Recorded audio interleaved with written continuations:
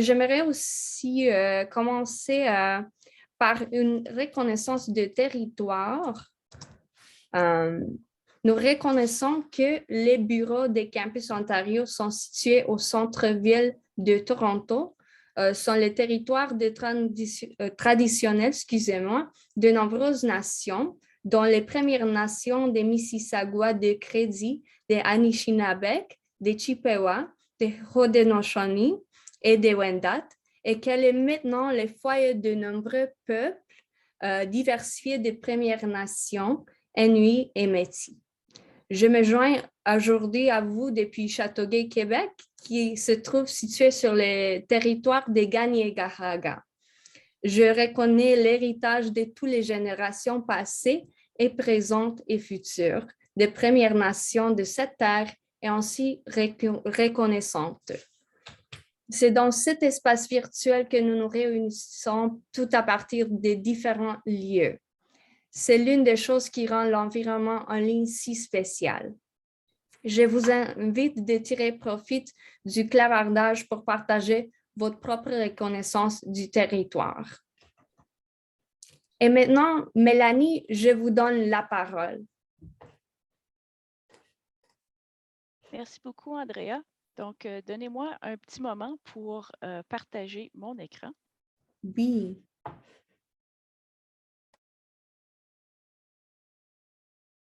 Donc, ce que j'espère que vous pouvez voir, c'est mes diapos.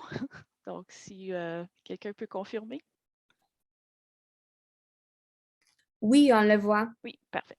Merci. Super, merci beaucoup. Donc, je peux voir le clavardage et je peux aussi voir mes diapos. Super. Donc, merci beaucoup. Bienvenue et merci de vous joindre à ce webinaire d'introduction à Pressbooks, qui est une plateforme de publication numérique qui est souvent utilisée pour les manuels ouverts et autres ressources éducatives libres. Je suis Mélanie Brunet et j'ai l'honneur de vivre et travailler sur le territoire traditionnel non cédé du peuple Anishinaabe-Algonquin. Donc, le webinaire est enregistré. Vous pouvez poser vos questions durant la présentation dans le clavardage. Je vais aussi prendre de brèves pauses durant la présentation pour vos questions tout au long du webinaire et j'espère aussi qu'il va y avoir du temps à la fin pour vos questions.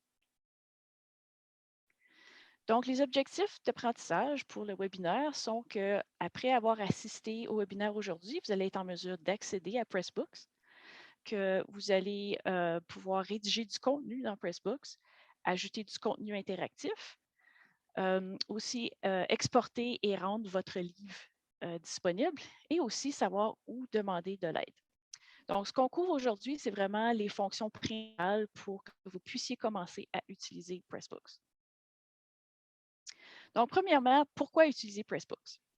Il y a plein d'avantages, donc je vais vous en donner 5 en particulier. Donc, premièrement, Pressbooks est accessible gratuitement par le biais d'eCampus Ontario. Donc, si vous êtes à une institution qui est membre d'eCampus Ontario, vous avez déjà accès.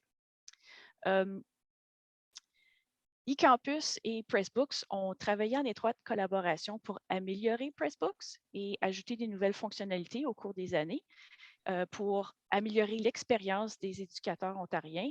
Et ça comprend aussi avoir une interface en français. Donc, Pressbooks est l'interface que vous utilisez pour créer des livres dans Pressbooks et aussi l'interface de l'usager. Les interfaces sont disponibles en français et en anglais, entre autres. Pressbooks est vraiment facile à utiliser. Pressbooks a été conçu pour faire des livres d'aspect professionnel sans codage compliqué. Aussi, il est possible d'intégrer des éléments interactifs et des vidéos dans un livre Pressbooks. Donc, vous pouvez aller au-delà du format PDF traditionnel pour vraiment en faire un outil d'enseignement interactif. Donc, et on va parler un peu du logiciel H5P qui permet justement d'ajouter des activités interactives dans votre livre Pressbooks. Et enfin, Pressbooks, c'est une plateforme d'écriture à publication unique. Ça veut dire que vous pouvez créer plusieurs formats de livres, mais en se créant seulement un livre. Donc, vous n'êtes pas obligé de refaire la même chose plusieurs fois.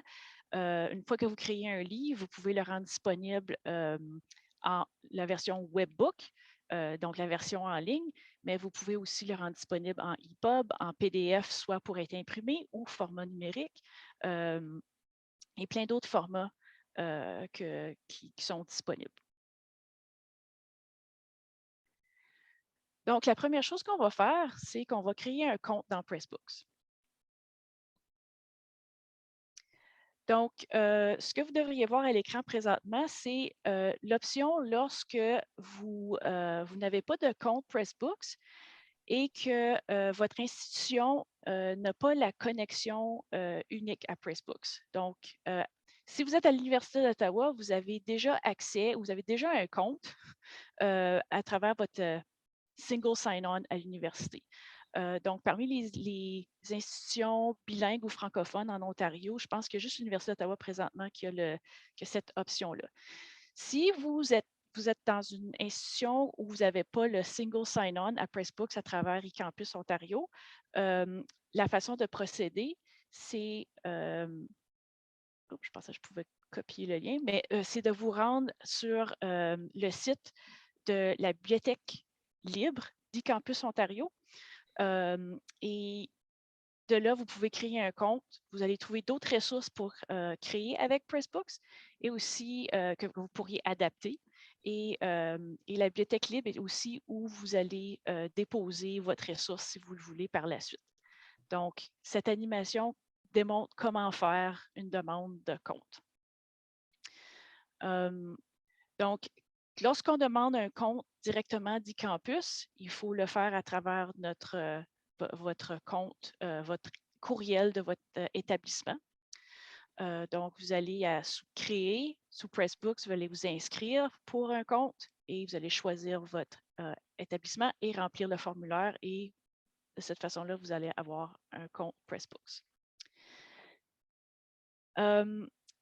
La façon dont ça fonctionne par la suite, une fois que vous avez un compte, c'est que vous allez à la page ecampusontario.pressbooks.pub et dans le coin supérieur à droite, vous allez avoir le Sign In. Donc, vous allez cliquer sur Sign In. Et ça, c'est la même chose que vous ayez un compte unique ou un compte individuel ou que vous avez accès à travers votre institution. La différence est à la prochaine étape. C'est-à-dire que lorsqu'on vous demande de faire un login, si vous avez un compte individuel, vous allez rentrer votre information, donc votre courriel et votre mot de passe.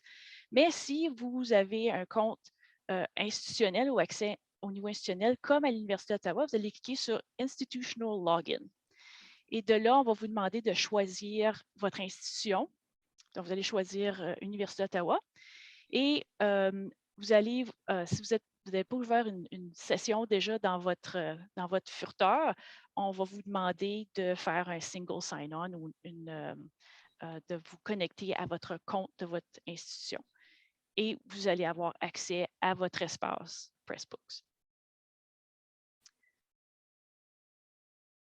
Donc, est-ce qu'il y a des questions à ce sujet-là? Et si vous voulez avoir une petite démo de comment ça fonctionne, je peux vous montrer comment que ça fonctionne de mon côté à l'Université d'Ottawa en termes de se connecter. Donc, ajoutez vos commentaires dans le clavardage. Oui, ça m'intéresse une démo de UOttawa, s'il vous plaît. Fait que je vais juste sortir. Donc, ici, je suis déjà dans mon compte. Donc, qu'est-ce que je vais faire? C'est que je vais me déconnecter, puis vous allez voir par la suite comment ça fonctionne. Donc, je suis à la page où ça me dit que je peux me connecter. Si j'avais un compte individuel, j'irais ici, mais je vais aller à Institutional Login. Moi, vu que je me connecte de façon régulière, j'ai déjà l'Université d'Ottawa de choisi, mais vous pouvez comme Find Other Institution. Là, vous allez taper le nom de votre institution, donc ici, juste Ottawa. Puis là, on voit qu'il y a l'option. Après ça, moi, je vais revenir où j'étais parce que je l'ai déjà choisi. on clique sur Université d'Ottawa. Moi, vu que je suis déjà dans j'ai déjà ouvert une session de U-Ottawa dans mon furteur, ça fait directement le lien. Sinon, ce serait la page de l'Université d'Ottawa avec, par exemple, quand vous allez chercher votre courriel, ce serait cette page-là qui apparaîtrait. Puis, ça va vous amener ici, qui ressemble beaucoup à la page où on a commencé. Mais la différence ici, puis je vais le mettre en français, la différence ici, c'est que il n'y a plus de sign-in, c'est un sign-out, et vous avez accès à Admin et MyBooks. On va revenir à ça un peu plus tard. Mais est-ce que ça aide en termes de Parfait, merci. connecter? Oui. Donc, une question dans le chat, est-ce qu'on peut utiliser le Institutional Login en tant que postdoctorant? Si vous avez une affiliation à un établissement postsecondaire en Ontario et que votre établissement a le single sign-on, comme à l'Université d'Ottawa, ou l'accès comme ça avec Pressbook de l'instance du campus Ontario, c'est tout le monde à l'Université d'Ottawa qui peut avoir un compte. Donc, puis là, je m'excuse, la personne qui a demandé, je ne sais pas où vous êtes, mais si vous êtes effectivement à l'Université d'Ottawa, vous pouvez vous connecter. OK, merci beaucoup. OK. Donc, tant que vous avez une affiliation à l'université, vous allez avoir accès à votre compte Pressbooks. Si par la suite, vous n'avez plus d'affiliation, là, ce serait bien dans ce cas-ci, de me contacter pour que je puisse arranger quelque chose avec eCampus Ontario pour que vous puissiez préserver ce que vous avez fait, etc. OK. Est-ce qu'il y a d'autres questions avant qu'on revienne à la partie 2? En fait, je n'ai pas mis de numéro spécifique aux parties de la présentation, mais on va dire que la prochaine partie, c'est partie 2.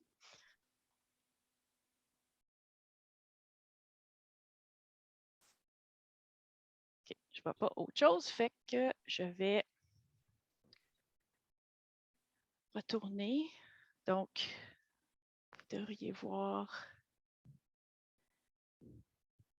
Là, ça va faire quelque chose d'un petit peu bizarre parce qu'il faut que je passe pour changer mon écran. Je m'excuse. OK, donc on va passer à comment changer la langue de l'interface. Parce que par défaut, lorsque vous allez vous connecter, les chansons, l'interface va être en anglais. Mais une fois que vous êtes dans votre compte Pressbooks, vous pouvez aller dans le coin supérieur droit où vous avez votre nom ou le nom d'usager de votre compte. Vous allez cliquer sur « Modifier le profil ». Et ensuite, vous allez choisir français comme étant la langue et assurez-vous de cliquer le bouton « Mettre à jour le profil » qui est tout au bas de la page. Donc, vous allez devoir descendre pour voir le bouton. Et après, par la suite, l'interface de création ou d'édition de Pressbooks va être en français. Ce n'est pas la même chose que choisir la langue de votre livre comme tel. Ça, je vais revenir là-dessus bientôt. Donc, l'interface de Pressbooks, ça commence comme ça. Lorsque vous n'avez jamais créé de livre dans Pressbooks, on va vous demander justement d'en créer un parce que ça commence là. Donc, si vous n'avez pas de livre déjà dans votre compte, vos options sont un peu limitées. Le tableau de bord n'aura pas beaucoup d'options. Donc, ce que vous allez faire, c'est cliquer sur « Create a book » ou « Créer un livre ». Et par la suite, une fois que vous avez créé un livre, vous allez avoir beaucoup plus d'options dans le tableau de bord. Puis, on va parler de plusieurs de ces options-là. Donc, avant de créer un livre, c'est aussi important de penser à comment on va le configurer. Je veux dire, c'est toujours possible de défacer le livre si vous voulez recommencer, mais c'est bien de penser à certains détails avant de créer un livre. Donc, une chose à penser, ce sont les métadonnées. Comme bibliothécaire, j'adore les métadonnées. Mais vraiment, ce que je veux dire, c'est l'information au sujet de votre livre. Donc, les métadonnées au sujet du livre apparaissent toujours au bas, la partie en bas de la page d'accueil du livre sur le web. Donc, ça, c'est juste une prise d'écran d'un guide que j'ai créé. Et ça inclut l'information telle que le titre, l'auteur et d'autres collaborateurs, la licence ou le droit d'auteur, et aussi un certain niveau de catalogage en termes de quel est le sujet principal, dans quel autre sujet ça pourrait se retrouver, et aussi quand ça a été publié. Donc ça, cette information-là que le public voit dans la version en ligne, vous allez la changer dans la section qui s'appelle « Informations sur le livre ». Donc, c'est là que vous ajoutez vos renseignements. Donc, c'est-à-dire le titre de votre livre. Vous pouvez téléverser une image que vous avez, quelque chose que vous avez créé vous-même pour la couverture, d'ajouter une description, ajouter des auteurs ou contributeurs, et ajouter l'information sur le droit d'auteur et choisir une licence Creative Commons. Si vous créez quelque chose qui est censé être un manuel libre ou une ressource éducative libre, vous allez ajouter une licence Creative Commons pour justement indiquer au public voici ce que vous pouvez faire sans me demander la permission à toutes les fois. Donc, les choix sont là. Donc, ça, c'est information sur le livre. Une autre chose qu'on va vous demander qui est bien à penser dès le début, bien qu'on peut le changer en cours de route, ça va être le gabarit. Donc, il y a différents gabarits disponibles dans Pressbooks. En fait, il y en a 21. Il y a certains gabarits qui sont recommandés, surtout quand on crée un manuel. Parce que la disposition, la police de caractère se prête bien à ce genre d'utilisation-là. Donc, il y a Jacobs, McLuhan et Malala qui sont souvent recommandés. Bien entendu, vous pouvez utiliser autre chose. Puis, à l'intérieur de chaque thème ou chaque gabarit, il y a aussi des options de changer les couleurs. Donc, vous pouvez personnaliser les couleurs. Vous pouvez aussi activer le niveau 2 de la table des matières parce que par défaut, c'est juste à un niveau, mais vous avez possiblement des sous-sections dans un chapitre. Donc, si vous voulez les rendre visibles dans la table des matières, vous allez activer le niveau 2. Vous pouvez choisir des options différentes selon la version qui apparaît sur le web, donc le webbook. Mais aussi la version PDF, la version e-book. Donc, il y a beaucoup de personnalisation que vous pouvez faire. Mais vous pouvez ajouter aucune personnalisation et ça va encore être quelque chose qui va avoir l'air très professionnel. Si vous êtes brave et vous connaissez le codage, vous pouvez modifier le code CSS, mais vraiment, vous n'êtes pas obligé de faire ça. Vous pouvez garder ça simple. Donc, ça se trouve sous Apparence. Dans le tableau de bord à la droite, pardon, à la gauche.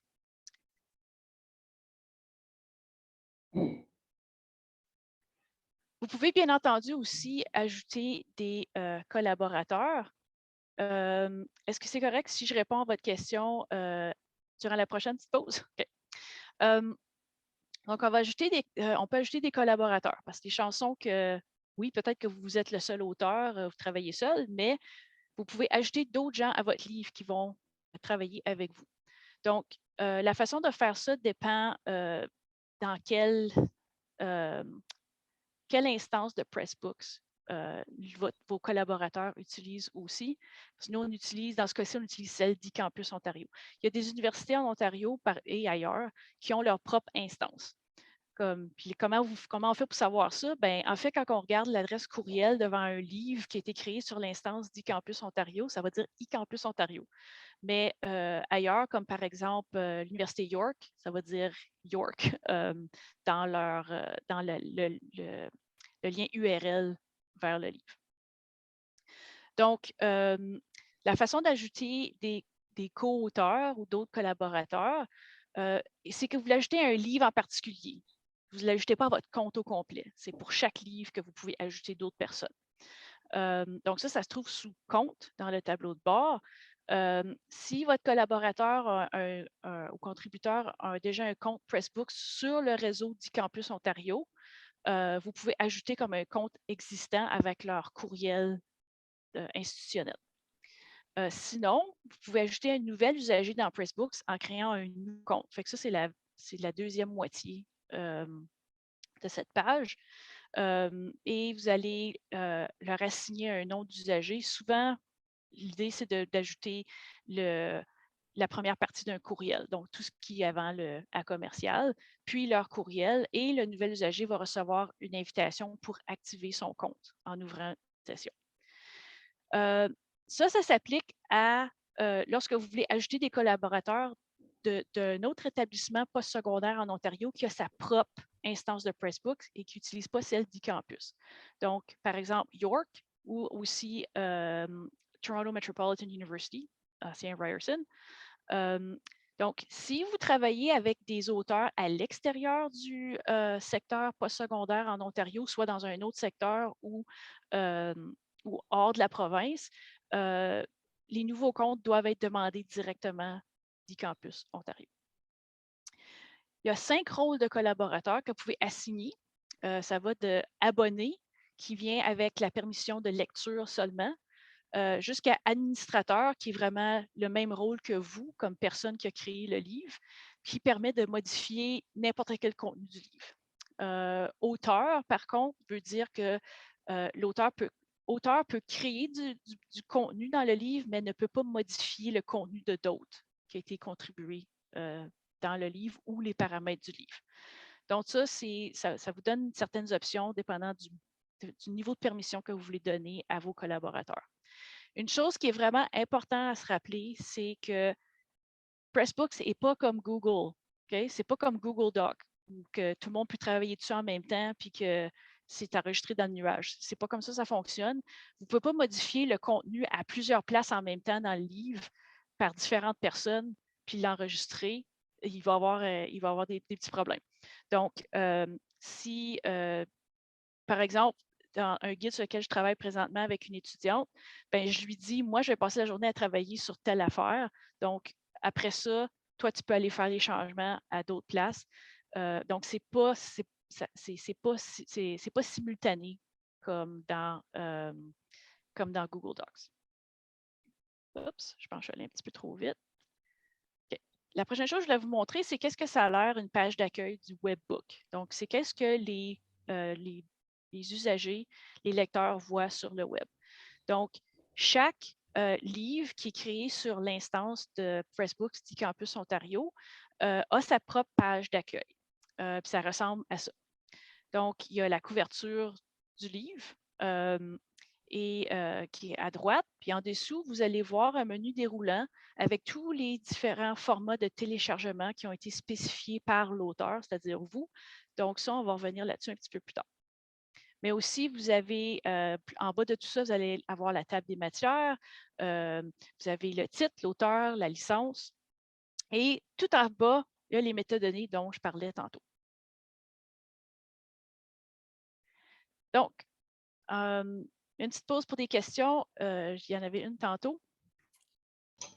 Oui, je me demandais si je voudrais créer un guide d'utilisateur pour les profs en génie, pour plein de choses administratives. Est-ce que vous connaissez un gabarit qui se prêterait particulièrement bien à ça? J'en ai pas un à suggérer en particulier, mais vous pouvez définitivement commencer à créer quelque chose et changer le gabarit pour voir si ça répond mieux. Parce que Pressbooks, c'est quand même, c'est les mêmes types de sections, peu importe le gabarit qu'on utilise. C'est plus le look qui vient comme changer. OK. Je vois qu'il y a encore une main levée. Est-ce que c'est la même question ou c'est une autre question? C'est une autre question, si ça ne vous embête pas. Je me demandais, je dois créer un document dans 2 langues, en fait. Enfin, 2 documents, un dans chaque langue. Je me demandais si c'est possible d'en créer un dans une langue et puis ensuite d'utiliser le premier comme template pour le deuxième. Oui, c'est possible de le faire. Vous allez faire un clone ou dupliquer. Oui? Oh, super. Oui, fait que, en fait, je vais en parler un petit peu dans les prochaines diapos. Merci beaucoup. Okay. Oups, j'ai pas accès à mon chat. Parfait. Donc, on va commencer par créer un livre. Donc, il y a plusieurs façons de créer un livre ou plusieurs places par où vous pouvez commencer. Donc, ici, sur la diapo, c'est vraiment 3 exemples de livres qui ont été créés à l'Université d'Ottawa. Donc, je vous invite à aller voir dans la bibliothèque libre du campus Ontario, il se trouve là, pour voir des exemples. Certains de ces livres-là ont aussi des activités interactives H5P que je vais mentionner, rementionner tantôt. Donc, la première chose, quand vous voulez créer un livre, vous n'avez aucun autre livre dans votre compte, vous commencez à zéro. Ce que vous allez faire, c'est vous allez sous My Books, vous allez créer un nouveau livre. Là, il va y avoir un formulaire d'eCampus Ontario qui va, ça va vous mener à un formulaire d'eCampus Ontario qui va vous demander de donner une adresse URL à votre livre. Donc, tous les livres qui sont sur le réseau ou l'instance d'eCampus Ontario de Pressbooks vont tous commencer par eCampus ontario.pressbooks.pub et ce que vous choisissez, c'est le reste du lien URL. On vous demande d'être assez quand même judicieux dans votre choix parce que ce lien-là ne peut pas être changé. Donc, on peut changer le titre, mais on ne peut pas changer le lien URL du livre. Donc, pensez-y, pensez à un lien qui est facile ou quelque chose qui va être facile à se rappeler ou qui n'est pas long à taper, par exemple. Donc, souvent, ça va être une partie du titre du livre sans espace. Donc, exemple, le guide que je montrais tantôt, ben c'est j'avais comme OER, discipline. Donc, quelque chose de court que vous allez vous rappeler parce que c'est le lien que vous allez partager par la suite pour que les gens aient voir votre livre. Et vous ne pouvez pas le modifier par la suite. Donc, vous allez ajouter un titre. Donc, ça, il y a le lien URL. Le titre, vous pouvez le changer plus tard. Donnez-y un titre maintenant, mais celui-là, vous pouvez le changer. Et vous allez choisir la langue du livre. Donc, ça ne vient pas changer la langue que vous pouvez ajouter quand vous créez le livre. C'est la langue de l'interface du lecteur. Donc, si votre livre est en français, vous aimeriez probablement que justement l'interface du livre apparaisse aussi en français, que ça dise bien « table des matières » et non pas « contents ». Donc, c'est l'option, c'est là que vous allez choisir le langage, la langue que vous avez, dans laquelle vous allez créer votre livre. Et dès le début, on vous dit, voulez-vous que ça soit public ou privé? Bien, si votre livre n'est pas prêt, vous ne voulez pas que tout le monde le voit, je dirais changez-le tout de suite à no. Vous ne voulez pas que ce soit public dès le début. Vous allez le changer par la suite. Puis, je vais vous montrer où aller faire ça par la suite. Puis là, ensuite, vous allez cliquer sur Create Book et vous allez avoir les parties principales d'un livre selon Pressbooks. Donc, ça, c'est une façon de créer un livre, mais vous pouvez aussi adapter un livre qui existe. Puis là, je viens de voir que j'ai une faute de frappe dans mon titre, je m'excuse. Donc, un livre existant. Puis ça, ça s'applique si c'est un livre qui existe ailleurs sur Pressbooks, mais qui a une licence Creative Commons qui permet l'adaptation. Ou ça vient aussi s'appliquer lorsque vous avez déjà créé un livre dans Pressbooks et comme l'exemple, vous voulez, ben là, il faut que je le fasse en français. Je ne veux pas recommencer du début, je peux juste dupliquer parce que j'ai ma structure, etc., puis changer le texte. Donc, ça, c'est dupliquer. Donc, vous allez cliquer sur dupliquer un livre, vous allez ajouter le lien URL. Donc, par exemple, le livre que vous avez déjà créé, qui est terminé, ou bien l'autre livre, un autre livre qui permet pour lequel vous pouvez aussi dupliquer, vous avez la permission de le faire. Vous allez ajouter un lien, vous allez créer un nouveau lien pour le livre, donc la partie après .pub. Et vous cliquez ensuite, vous allez lui donner un nom et vous allez cliquer sur dupliquer-le. Puis là, vous allez voir le progrès et vous allez avoir vous allez avoir votre propre version du livre que vous pouvez changer par la suite. Donc, ça, c'est pour dupliquer. Aussi, c'est recommandé de s'assurer que, surtout quand c'est une adaptation en termes de contenu ou qu'il y a une mise à jour, c'est comme une version 2 de quelque chose qui existait déjà, de permettre aux gens de savoir c'était quoi la source originale pour qu'ils puissent comparer si c'est nécessaire. Donc, ça, c'est une option sous apparence, option du thème, option web. Puis là, vous cliquez activer la comparaison avec la source. Puis comme ça dit, ça permet au lecteur de comparer le contenu de la copie avec le livre original. OK? Une autre option créer un livre, c'est d'importer une ressource existante. Donc, par exemple, vous avez déjà écrit votre contenu dans Word. Puis après ça, ben, au lieu de faire un copier-coller énorme, vous pouvez en fait importer votre document Word dans Pressbooks. Donc, ça, c'est souvent, en fait, c'est probablement l'importation avec laquelle je suis le plus familière, mais vous pouvez aussi importer des EPUB et d'autres formats tels que indiqués. Donc, ce que vous faites, c'est que vous allez sous Outils, vous allez sous Importation, vous allez choisir le type du fichier à importer. Vous allez soit ajouter le fichier ou faire le lien sur le web, s'il y a un lien vers le web. Habituellement, pour Word, c'est quelque chose que vous avez déjà sur votre ordi. Vous allez choisir votre document à importer. Il y a certaines meilleures pratiques pour importer des documents Word.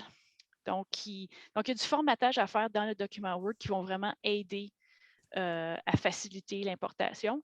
Donc, assurez-vous que le nom de votre fichier n'a pas de caractères spéciaux. Vérifiez la taille de votre fichier. C'est 25 mégabytes maximum. Donc, si votre fichier est plus gros que ça, vous allez devoir le réduire, le couper en deux. Dans votre document Word comme tel, assurez-vous de marquer les nouveaux titres de chapitre comme étant titre 1. Parce que Pressbooks va reconnaître ce tag-là ou ce style-là comme étant le titre d'un nouveau chapitre. Et va créer un chapitre en conséquence. Disons que vous avez quelque chose avec 10 chapitres. Chaque titre de chapitre devrait avoir ça, même si c'est dans juste un document. Mais Pressbooks va pouvoir créer un chapitre pour chaque section. Donc, utilisez le panneau de style. Les marqueurs de base vont être transférés comme le gras, l'italique, mais les polices spéciales puis les couleurs, elles, ne seront pas transférées. Le plus que possible, assurez-vous que si vous avez des images dans votre document Word, qu'elles soient accompagnées du texte alternatif qui dit c'est quoi l'image, bien que vous avez aussi l'option d'ajouter ces détails-là dans Pressbooks une fois que les images ont été portées aussi. Mais c'est une bonne pratique en termes d'accessibilité. Donc, une fois que vous importez quelque chose, on va, par exemple, ici, c'est un document Word, DocX, puis qui a été formaté selon les meilleures pratiques. Puis, Pressbooks voit déjà les sections qui existent. Puis là, vous pouvez choisir quelles que vous voulez importer, quelles que vous ne voulez pas. Ce n'est pas grave si ce n'est pas dans la section exactement que vous voulez. Vous pouvez changer ça plus tard. Mais ça vous donne l'option déjà de faire un petit peu de ménage. S'il y a des sections dans votre document Word que vous ne vouliez pas importer, vous pouvez les laisser de côté. Puis une fois que vous avez décidé tout ça, vous cliquez sur « Importer », puis ça va importer votre document Word, par exemple. Donc, les parties principales d'un livre dans Pressbooks, vraiment, Pressbooks crée et divise les livres en trois sections.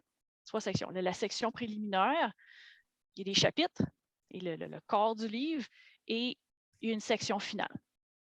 Donc, ça, c'est les trois grosses sections que vous allez retrouver dans tous les livres Pressbooks. Donc, c'est ça un peu votre template de base.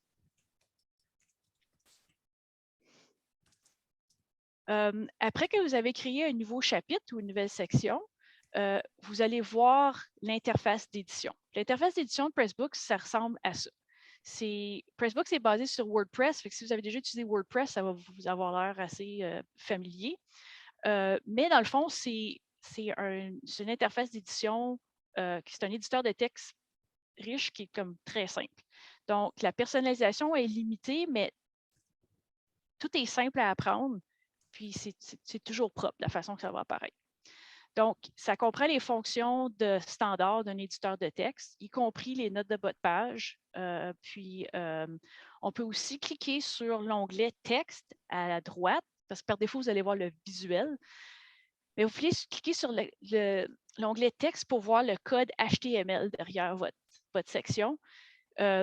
Moi, personnellement, je trouve ça particulièrement utile quand je vois que le formatage n'est pas ce que je pensais que ça allait être. Puis, il y a des espaces de trop, il manque des espaces. Puis juste faire un Enter ou peu importe dans la version visuelle ne va pas nécessairement corriger le problème. Donc, c'est là qu'aller dans la version texte peut être vraiment utile si vous êtes, même si vous ne connaissez pas tout le codage HTML, c'est là, moi, personnellement, que je vais pour corriger mes erreurs de formatage. Donc, c'est vraiment utile aussi de connaître l'autre option.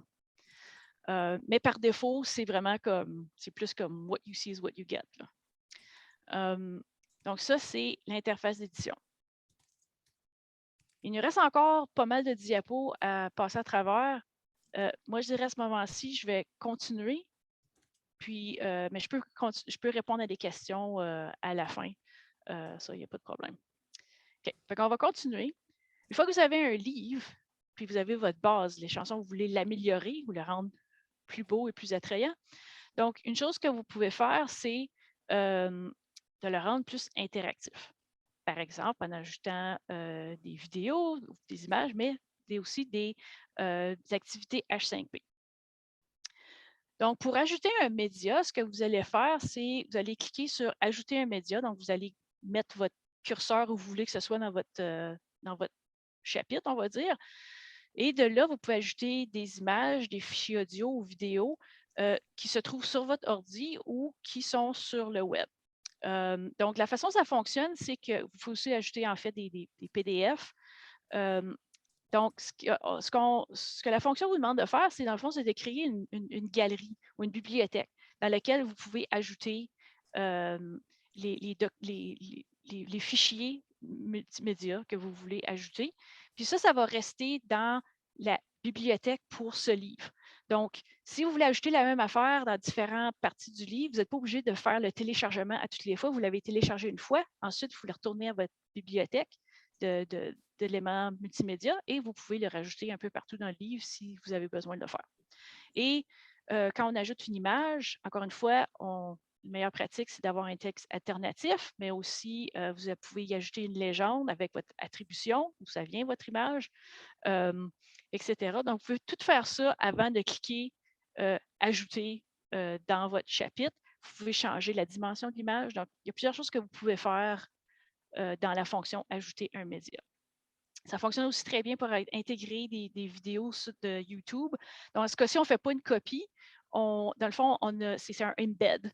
Donc, puis là, ben, vous ajoutez le lien URL et ça va générer la vidéo qui est encore très clairement sur YouTube et en fait, ça va continuer à jouer sur YouTube. Donc, c'est aussi cette fonction-là que vous utilisez pour ça.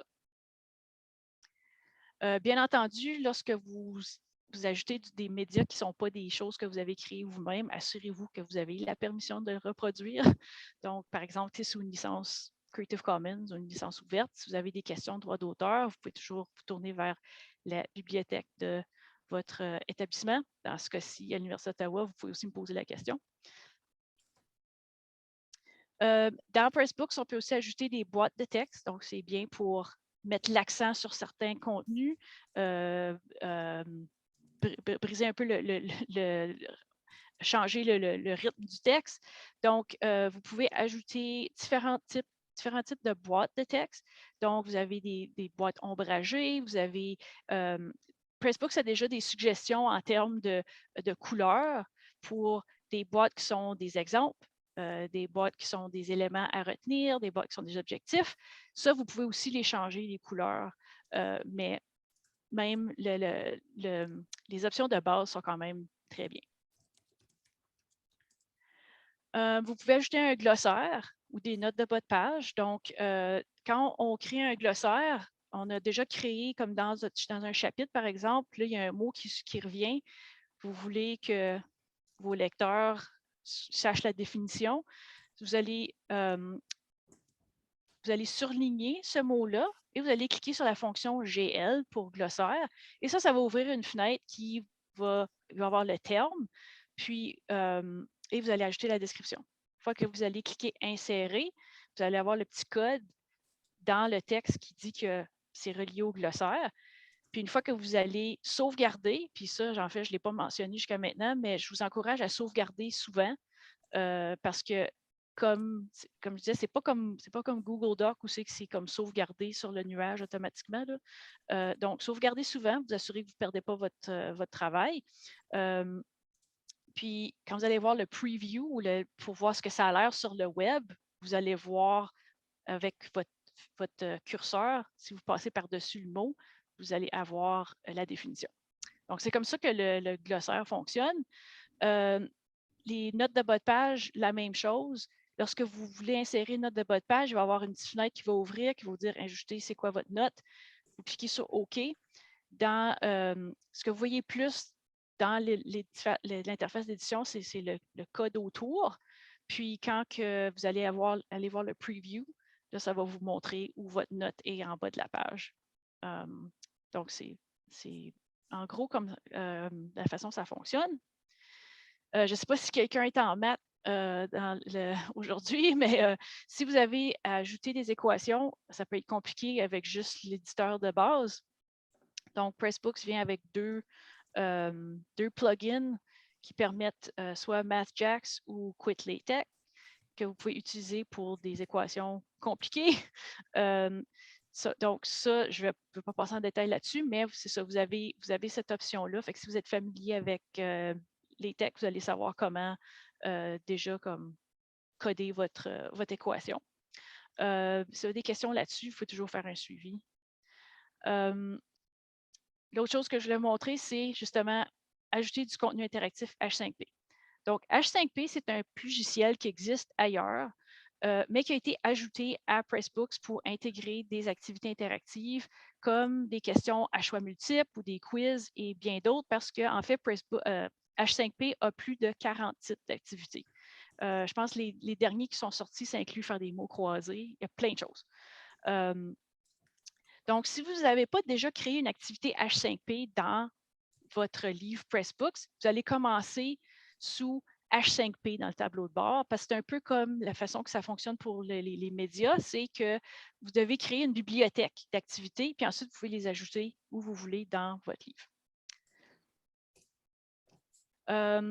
Donc, une fois que quand vous allez créer une activité H5P, pour commencer, c'est de ça que ça a l'air, parce que vous allez cliquer sur activité H5P, ajouter une activité, puis là, vous allez choisir votre type de contenu. Puis de là, vous allez créer votre activité. Puis c'est ça, là, ça dit qu'il y a 44 résultats, donc il y a 44 différents types de contenus que vous pouvez créer. Donc, encore une fois, je ne passerai pas en détail là-dessus, mais si je me souviens bien, eCampus offre aussi des formations au sujet de H5P, étant donné que eCampus a aussi sa propre version, qui est le Studio H5P. Donc, lorsque vous allez ajouter une activité H5P, vous allez aller où vous voulez mettre votre activité. Vous allez cliquer sur « Ajouter H5P » et vous allez voir l'activité dans votre bibliothèque d'activités que vous avez créée et vous allez choisir celle que vous voulez. Donc, un quiz dans H5P ressemble à ceci. Ça, c'est super simple, mais vous pouvez créer des choses beaucoup plus complexes. Un autre plugin ou logiciel qui existe dans Pressbooks, c'est Hypothesis. Hypothesis, vous pouvez l'activer. Ça permet au lecteur d'interagir avec votre texte en y ajoutant des annotations publiques ou privées, mais ça ne vient pas changer votre texte. C'est comme une couche par-dessus le web. Donc, il existe une version pour le web, mais il y en a aussi une intégrée dans H5P que vous pouvez, dans Pressbooks que vous pouvez activer. Donc, gardez en tête que l'interface de Hypothesis comme telle est en anglais seulement.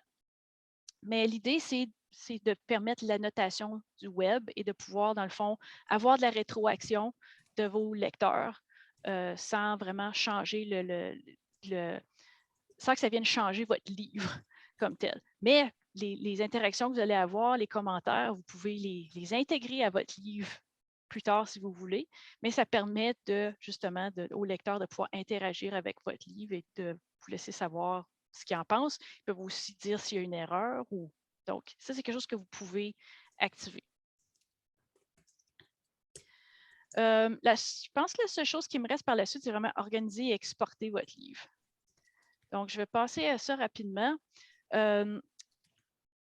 Pour être capable de rendre votre livre disponible dans plusieurs formats, c'est vous qui devez choisir et activer ces fonctions-là. Donc, en dessous de la page couverture du livre, dans la version du webbook, ça dit télécharger ce livre avec d'autres options. C'est vous qui devez activer ces choses-là.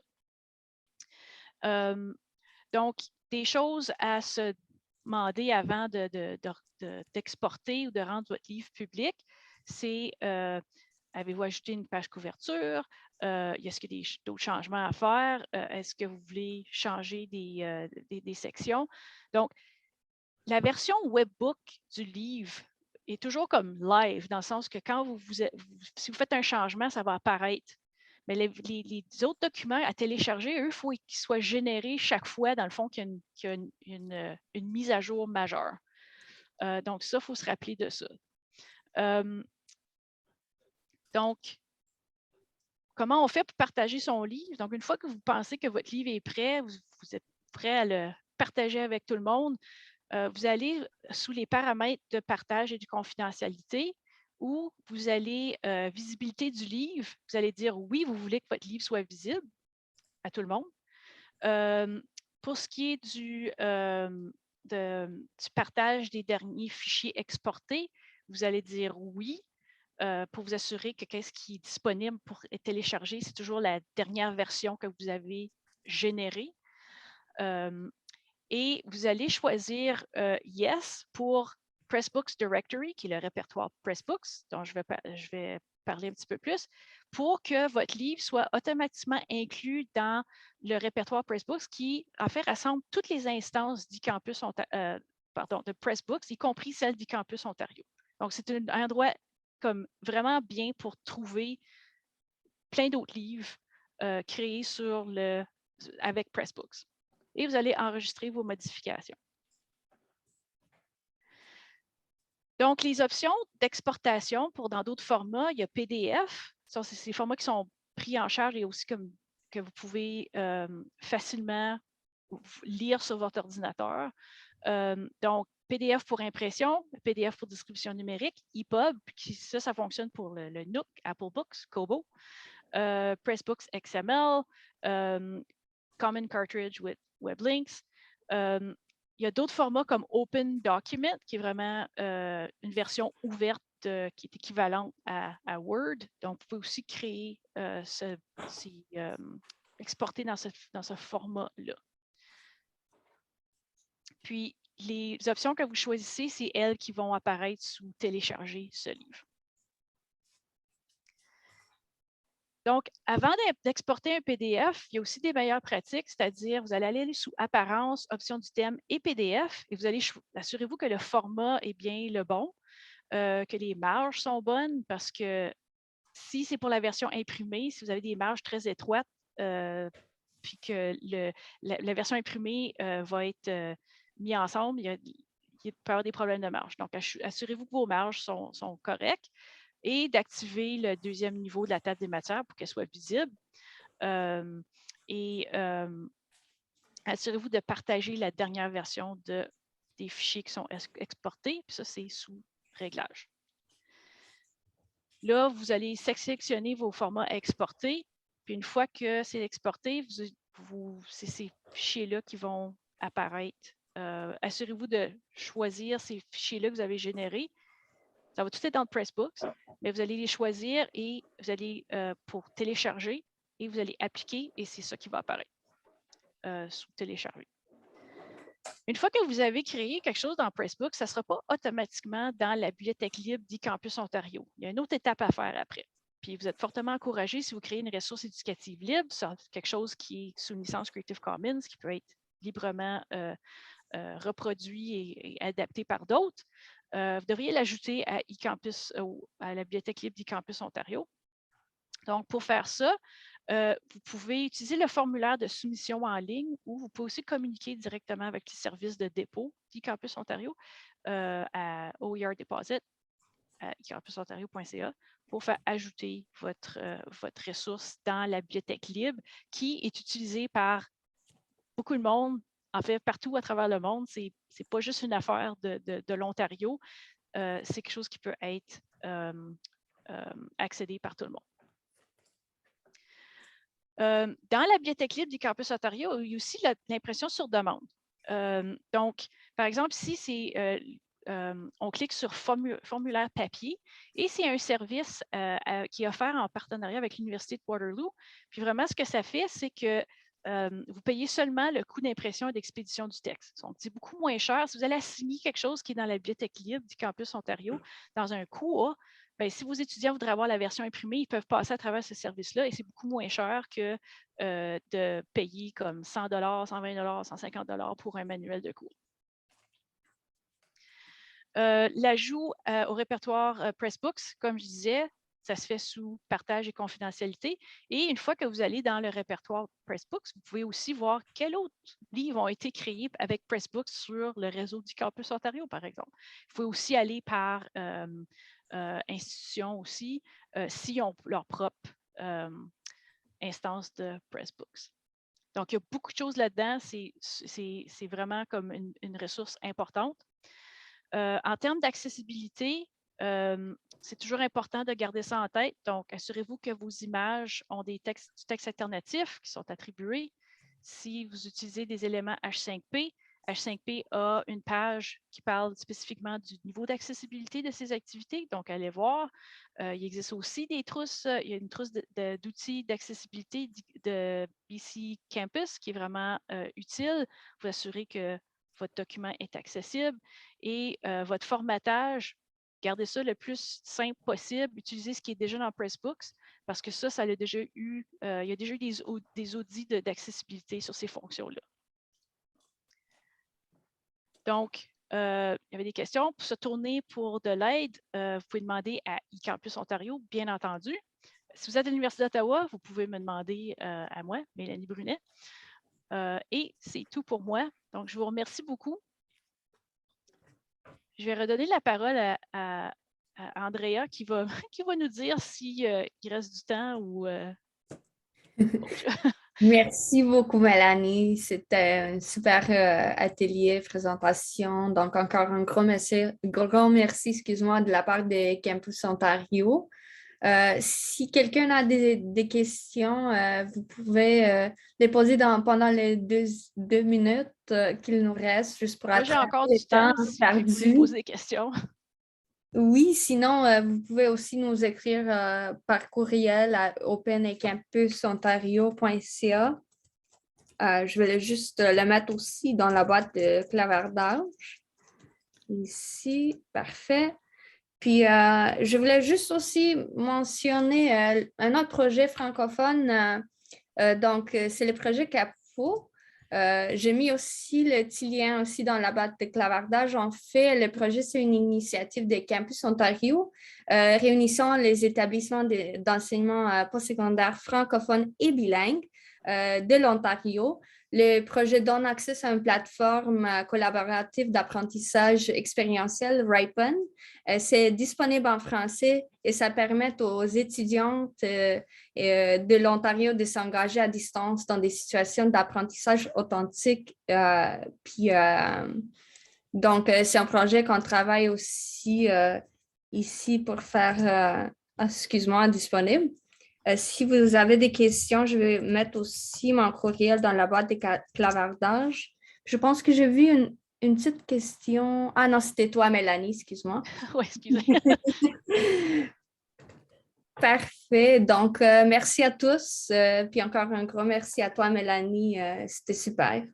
Ça me fait plaisir. Donc, n'hésitez pas, si vous êtes à l'Université d'Ottawa, de faire un suivi avec moi à reloer@commercialuottawa.ca. Parfait. Super, merci beaucoup. Merci. Merci. Merci Mélanie, merci Andrea, au revoir. Merci. Bonne journée à tous.